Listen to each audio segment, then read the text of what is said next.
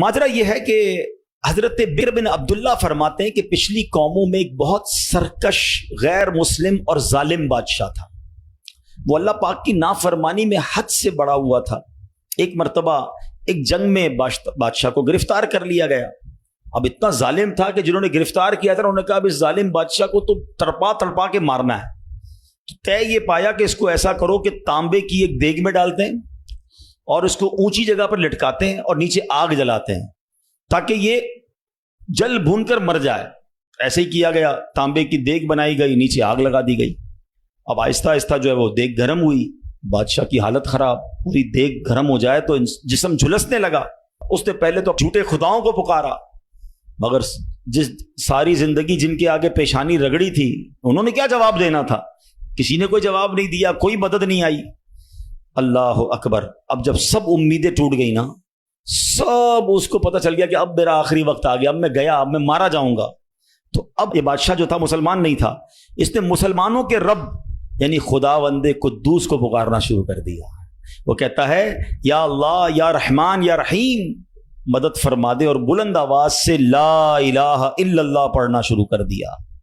اب بادشاہ نے اس مشکل گھڑی میں اللہ سے توبہ بھی کی کہ اللہ مجھے معاف کر دے اور بس مجھے بچا لے, اب میں تیری عبادت کروں گا, اب تک جو کیا مجھے معاف کر دے. بلند آواز سے لا الہ الا اللہ. اس دیگ میں بیٹھا ہوا ہے, نیچے آگ لگی ہوئی ہے.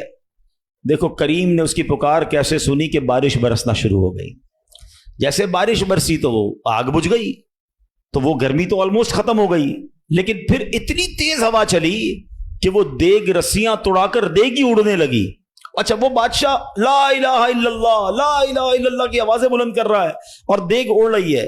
اب دیگ اڑتے اڑتے اڑتے غیر مسلم قوم کا جو قبیلہ تھا وہاں جا کے گر گئی. اب جب وہاں گئی تو لوگ حیران کہ یہ کیسی دیگ ہے جو اڑتے ہوئے آ رہی ہے, اور اس میں ایک بندہ بیٹھا ہوا ہے وہ لا الہ الا اللہ لا الہ الا اللہ پڑھ رہا ہے. تو جب وہ غیر مسلم قریب آئے تو اس بادشاہ نے باہر نکل کر اپنا واقعہ سنایا کہ سنو, میں غیر مسلم تھا, اپنے اللہ کے سوا جھوٹے خداؤں کی پوجا کرتا تھا, میں نے کلمہ پڑھا, اللہ نے اس مصیبت سے نکال دیا اور مجھے یہاں پہنچا دیا. پورا گاؤں کلمہ پڑھ کر مسلمان ہو گیا. اللہ کی جو نا قدرت کے نظارے ہیں. اللہ ایسے نکالتا ہے بندے کو کہ سمجھ بھی نہیں آتی. بات وہی ہے کہ دل سے اسے پکارنا ہے, مگر دل سے گر گڑا کر توجہ کے ساتھ فوکس کے ساتھ. پھر دیکھو آپ کی مشکلیں کیسے ٹل جاتی ہیں.